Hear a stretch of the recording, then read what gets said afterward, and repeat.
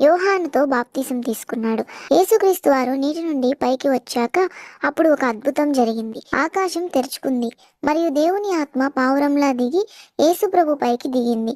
మరియు పరలోకం నుండి ఒక స్వరం ఇలా చెప్పింది, ఇతను నా ప్రియకుమారుడు, ఈయన యందు నేను ఆనందించుచున్నాను అని వినబడింది. యేసు ప్రభువుకి బాప్తిసం ఇచ్చిన తరువాత యోహాను బోధించడం కొనసాగించాడు. కానీ యోహాను చెప్పే బోధ అందరికీ నచ్చలేదు. అయినను అతను నిజాయితీపరుడుగా హేరోదుతో సహా అందరినీ ఎదుర్కొన్నాడు. ఇది యోహానును ఇబ్బందులలోనికి నెట్టింది. చివరకు అతను అరెస్ట్ చేయబడ్డాడు. యోహాను జీవితానికి విచారకరమైన ముగింపు ఉంది. హేరోదు యొక్క కుమార్తె అభ్యర్థన మేరకు యోహాను విమర్శలని ఇష్టపడని ఆమె తన తల్లి అయిన హేరోదియాని ఒక కోరిక కోరింది. ఆమె కోరిక మేరకు యోహాను ఉరితీయబడ్డాడు.